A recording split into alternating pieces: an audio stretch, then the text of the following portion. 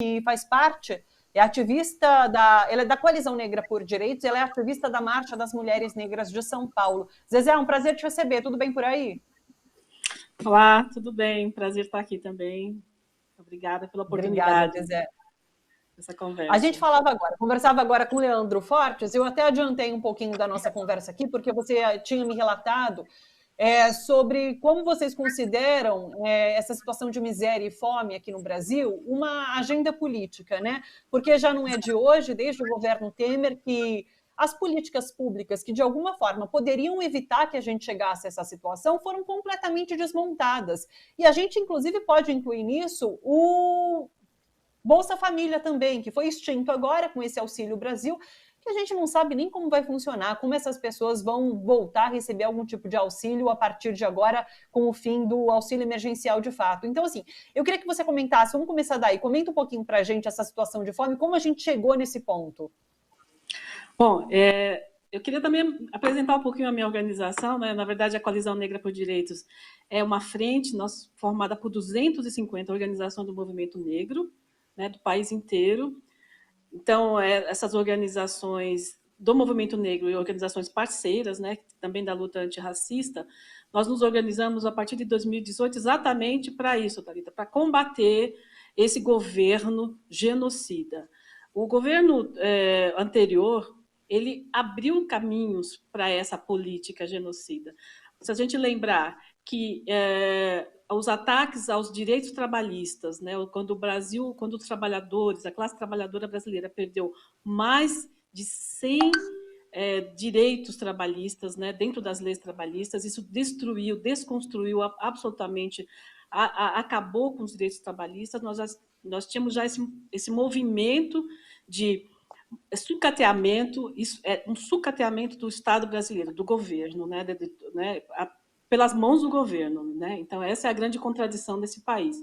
Você ter o esmagamento das condições vitais, né, das condições de vida da população pelas mãos do Estado brasileiro, né, através dos seus governos. Então, essa é a grande a grande mazela desse país, né? Então, eu estava escutando um pouco do que o Leandro falou, exato, quer dizer, você tem o governo Temer, que pavimenta essa destruição, esse sucateamento das leis trabalhistas, o sucateamento do SUS, né? Eu acho engraçado que o Mandetta colocava o colete do SUS, mas ele foi um dos caras que votou pela PEC 95, né? que era exatamente congelar os investimentos na saúde e na educação, os grandes pilares de do Estado brasileiro, da população, e o grande avanço civilizatório que nós tivemos a partir de 88 com a Constituinte. Então, o que nós temos agora com o governo do Jair Bolsonaro é a implementação dessa política, a implementação de toda essa destruição. Não é só Bolsonaro, é o parlamento brasileiro, a maioria do parlamento brasileiro, que é conivente com essas políticas de destruição, tanto do esgarçamento do tecido social. Então, o aumento da pobreza extrema e que nós vivemos hoje é graças ao governo Bolsonaro e com a responsabilidade da maioria dessa direita que o Leandro estava falando, perversa, assassina, usurpadora, que está no poder. Então, quando nós temos essa conjuntura, né, e que a pandemia vem exatamente para agravar esse quadro, mas que já era um quadro muito, muito, muito, muito, muito grave da situação do povo brasileiro, né? Eu queria que você comentasse, inclusive, sobre as ações da Coalizão Negra. Eu sei que vocês, inclusive, distribuíram alimentação nesse final de semana, né? E também comentar um pouquinho isso que a gente falava agora com o Leandro, sobre, assim, é claro que a caridade tem sido essencial para que as pessoas possam ter comida, possam comer e possam se alimentar. Mas a caridade se faz necessária porque não existe uma política pública, não existe um Estado forte que responda essas demandas que partem da sociedade. Eu recebi duas mensagens aqui, porque a gente tratava sobre esse assunto agora com o Leandro, e daí falaram assim, o Arlete Neri disse, a justiça social deve vir antes da caridade, já dizia Paulo Freire. A Nereide Mussolino diz, caridade e solidariedade são virtudes. Hoje ajudo, amanhã não posso. A solução é política pública. Então, falar sobre essa lacuna que existe é preenchida pela caridade, mas ela se faz necessária nesse momento, é claro. Em março desse ano, a Coalizão Negra por Direitos iniciou uma campanha que é Se Tem Gente com Fome, Dá de Comer. Essa campanha, ela mapeou dentre as nossas organizações cerca de 230 mil famílias em situação de vulnerabilidade alimentar. Então, é uma vulnerabilidade muito grande. Então, o que nós pensamos? Bom, a nossa grande tarefa da coalizão é política, é incidência política. A advocacy é exatamente isso, cobrar do Estado brasileiro políticas públicas e denunciar as suas irregularidades e as suas atrocidades. Nós estamos no período de atrocidades.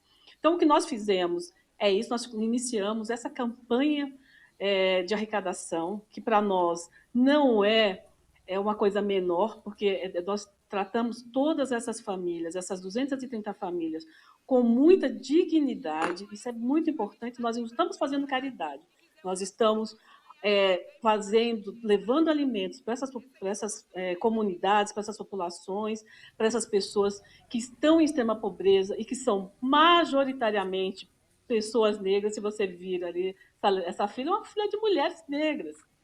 Deixa, inclusive, avisar que essas imagens são da coalizão, são dessa ação que vocês realizaram nesse final de semana, para que as pessoas saibam. Exatamente. Então, nós, com essa campanha, nós já atendemos mais de 100 mil famílias.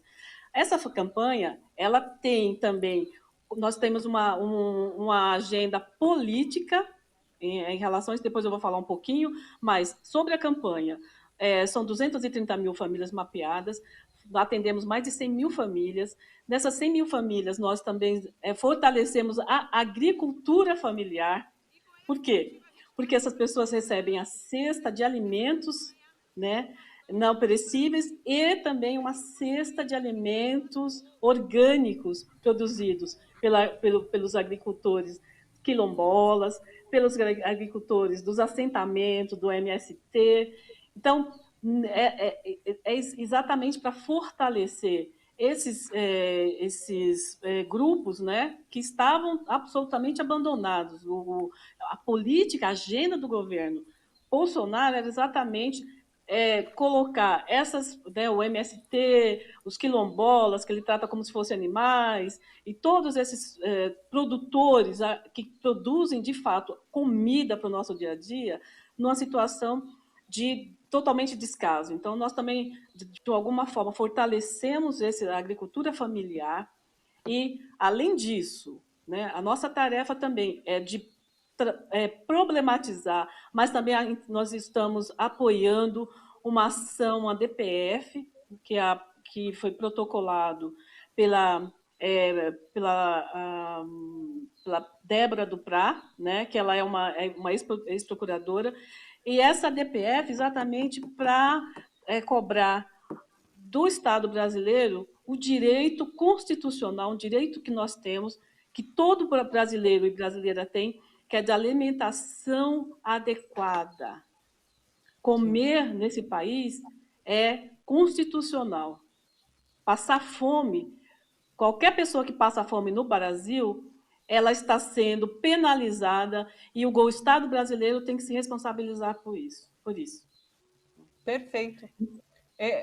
O Zezé, um outro detalhe em relação a essa campanha também é que vocês pedem ajuda, né, da população em geral, e vocês tiveram muita ajuda de pessoas físicas, de fato, mais do que empresas, mais do que outras entidades que estejam querendo ajudar nesse momento. Essa é a grande sacada, né? Foi uma grande surpresa para nós. Até o momento, nós arrecadamos 19 milhões em reais e cerca de 60% desse valor foi doações de pessoas físicas. As pessoas estão doando a partir de R$ 5. né? E isso é muito gratificante, porque é isso, né? Somos nós por nós, é mesmo a população brasileira apoiando, e, de novo, não é caridade, sabe? É solidariedade. É uma outra palavra, nós estamos num momento diferente nesse país. Então, nós precisamos ter essa sensibilidade de olhar essas ações com muito carinho e com muito e saber que a coalizão que está à frente dessas ações, ela está também cobrando do Estado brasileiro, nas instâncias nacionais e internacionais. Nós estamos denunciando os crimes, tanto em relação às mortes por Covid, também a extrema pobreza que o país mergulhou, principalmente no governo Bolsonaro, mas também a partir de 2016, essa derrocada política, civilizatória, tudo isso veio principalmente a partir de 2016. Então, a denúncia, nós fazemos as duas coisas, nós cuidamos, nos preocupamos, obviamente que 100 mil famílias parece muito pouco, mas é alguma coisa.